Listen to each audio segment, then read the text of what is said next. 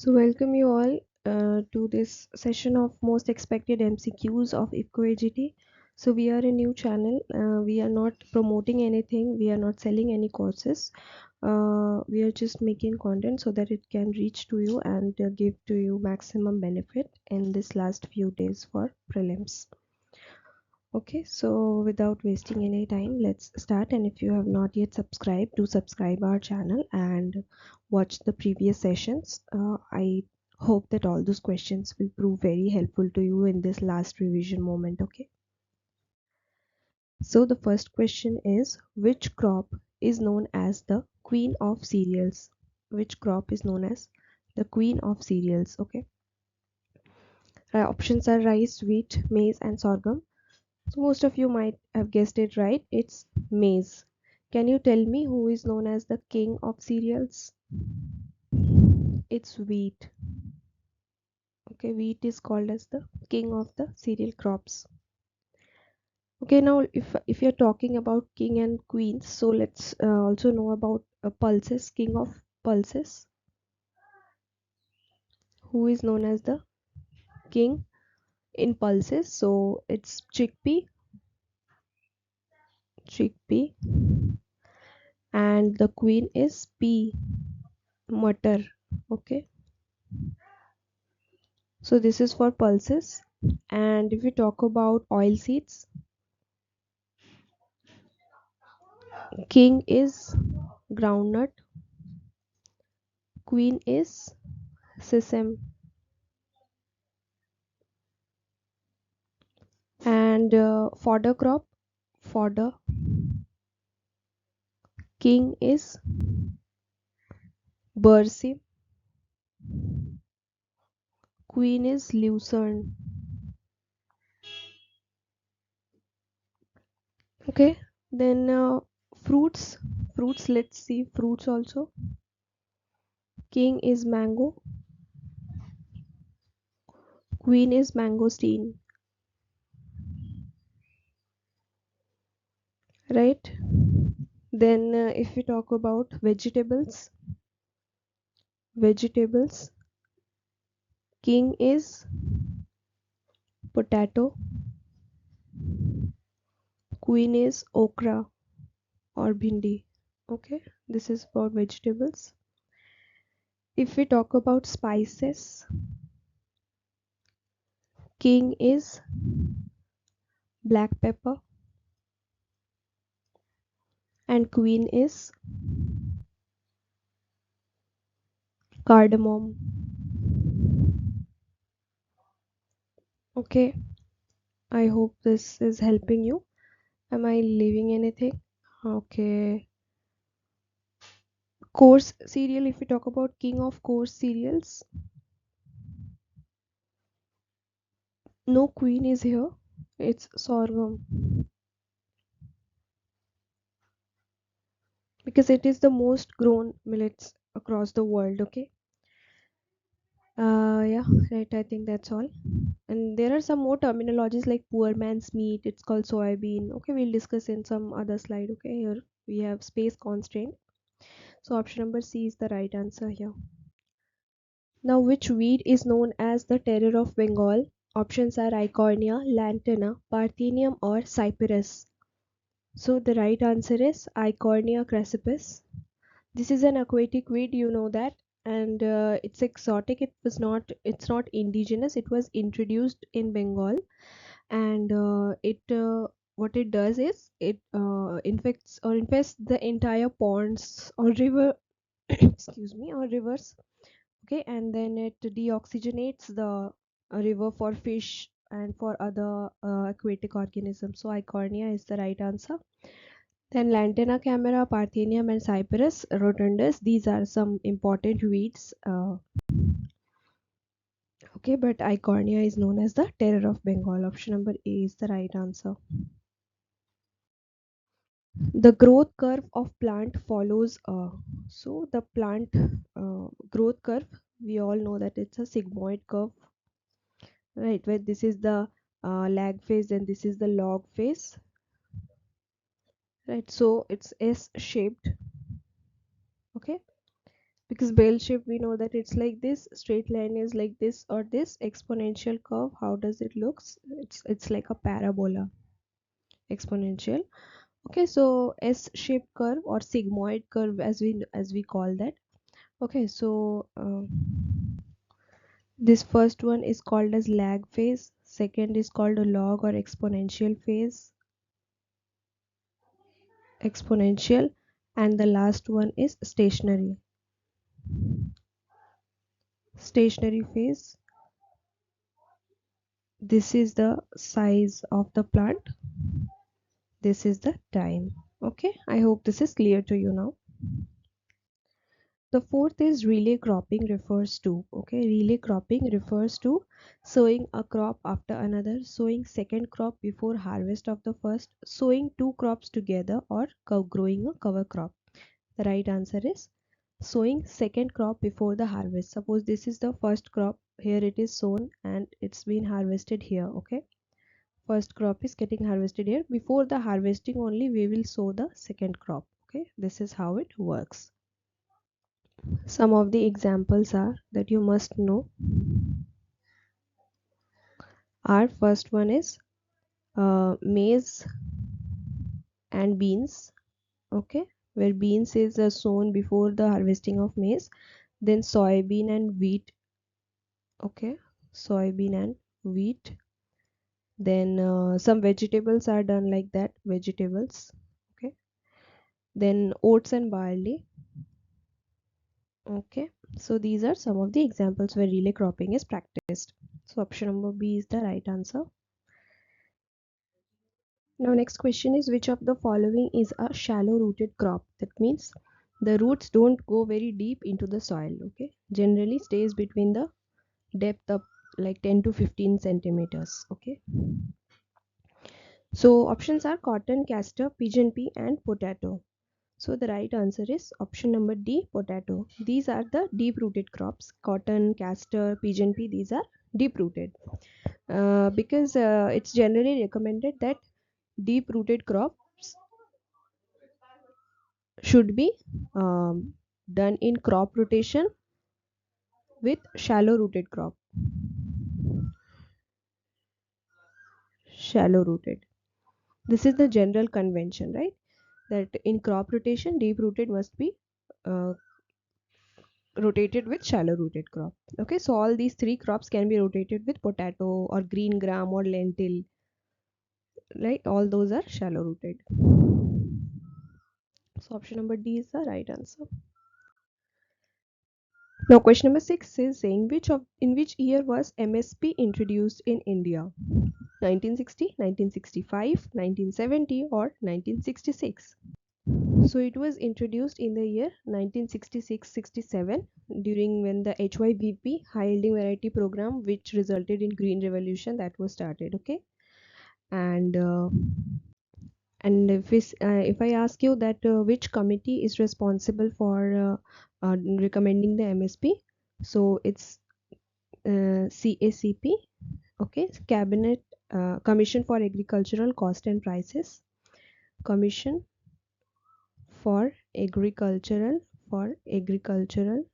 costs and prices. Okay, this recommends, okay, recommended by CACP, and CACP comes under what? CACP recommends to whom? To CCEA, that is Cabinet Committee on Economic Affairs.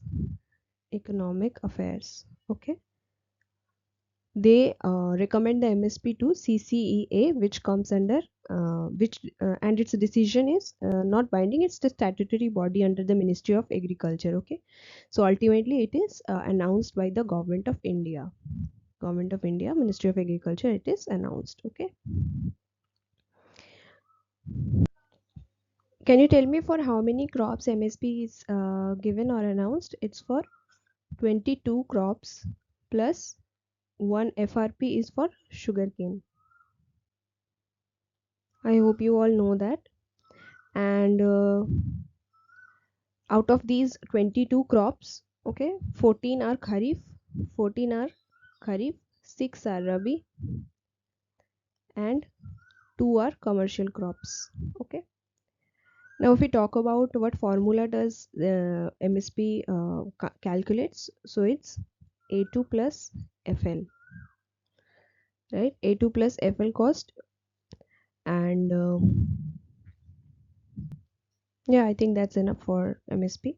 So option number D is the right answer.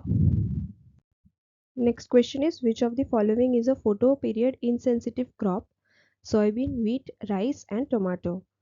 Okay, so as we know that soybean is a kharif crop, wheat is rabi, rice is again kharif, and tomato can be grown as both. So we know that most of the kharif crops are short day. Similarly, soybean and paddy both are short day, and wheat being a rabi crop is a long day plant, whereas tomato is day neutral. Okay, that means its photo period is not sensitive. Okay, so it's not a photo period sensitive crop, right?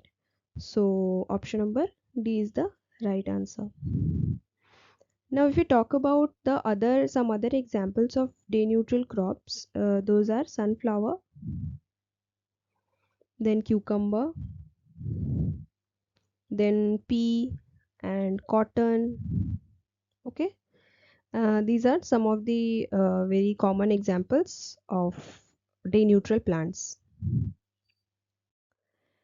Now next question is, which state ranks first in oilseed production in India? Now this is a very important question. We have to know the order of the states in oilseed production, right? So let's know it. The right order is Rajasthan, Madhya Pradesh, then Gujarat, followed by Maharashtra, then UP. So you can remember the first top 3 states, okay? Now if I ask you that which oil seeds are the highest produced in India, can you tell me the order? Okay, this is important definitely, but we must also know the order of the oil seeds. So the right order is first groundnut, okay, groundnut,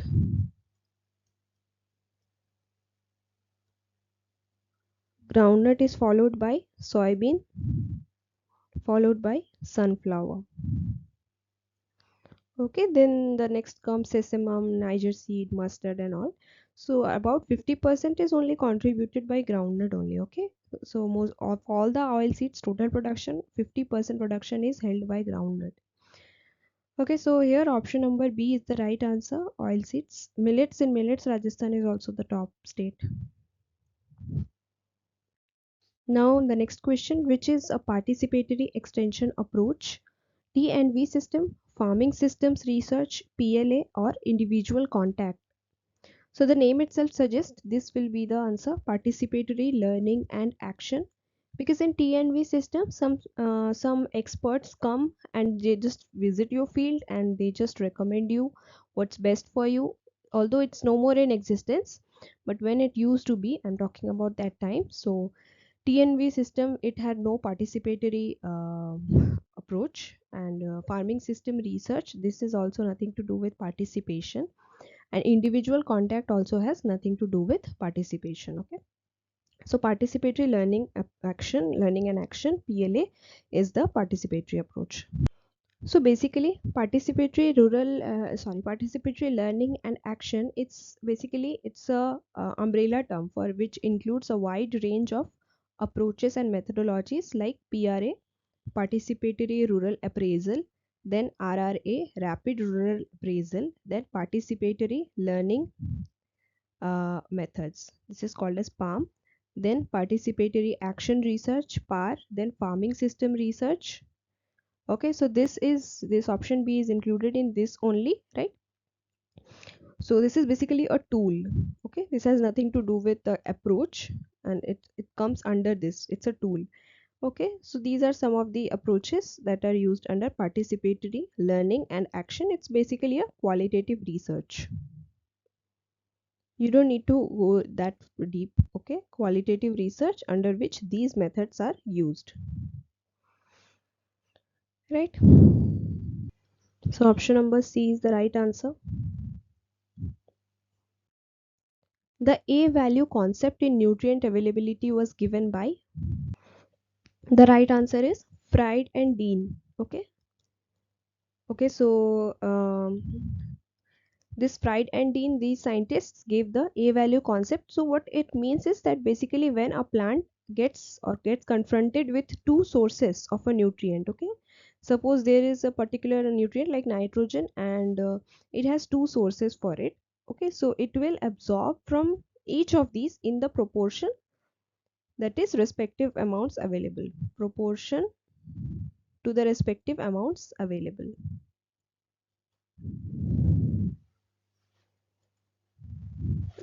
amount, okay.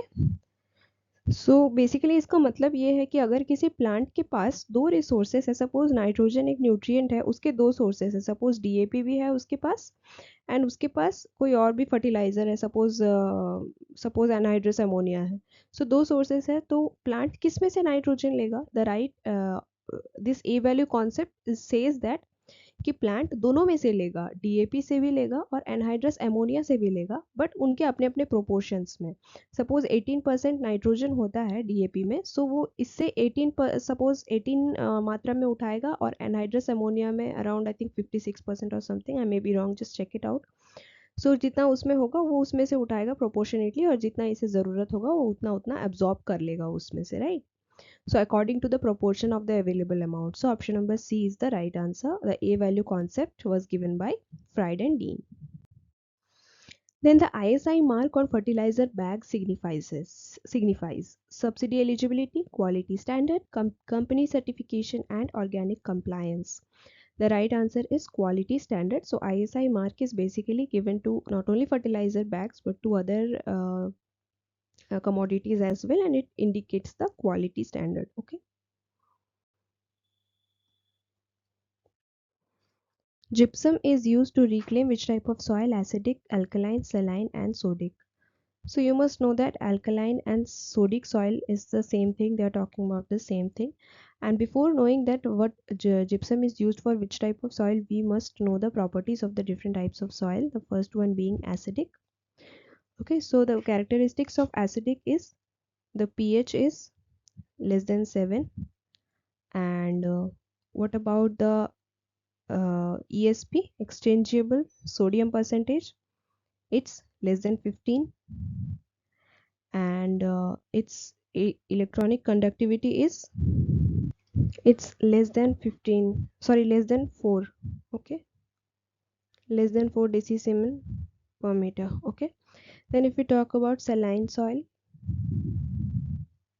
so the pH is, ESP is, and EC, it's less than 8.5, okay, less than 8.5. The ESP, exchangeable sodium percentage, less than 15%, and EC is definitely more than 4 decisiemens per meter, okay. And if we talk about alkaline or sodic, alkaline, then the pH is greater than 8.5, the exchangeable sodium is greater than 15%, and EC is less than 4 decisiemens per meter. So obviously gypsum is used for alkaline and or sodic soil, okay, these are the same things. So alkaline or sodic soil, gypsum is used for the reclamation, right? What is the formula of gypsum? It's calcium sulfate, CaSO4, 2H2O, dihydrate, okay, calcium sulfate dihydrate. Now, if I ask you that how or why is gypsum is used against the alkaline and sodic soil reclamation, the reason is that alkaline soils have very high amount of, okay, I'll mark it with red, very high amount of sodium, okay. So ESP is very much larger than 15%. Okay, we can see that in acidic and in saline, both they have ESP less than 15%, but in alkaline soil or sodic soil, the ESP is more than 15%. So what does gypsum do? Gypsum में जो ये calcium होता है, it exchanges itself with the sodium present in the soil, right? So it occupies the sodium ions. Sodium ions are replaced by the calcium ions. So this is how it works, and it occupies the exchange sites and makes it difficult for the plants to access the sodium. What it does is, its sodium makes it difficult for the plant to access nutrients and water. When gypsum is added to the soil, it dissolves and releases calcium ions. These ions replace the sodium and effectively replaces it, and then what it does, it forms a stable structure by improving, then it improves water infiltration and aeration. Okay, so that's how it works. Okay, so that's all for today. I hope that it helped, and do like the session if you found the questions useful. Thank you.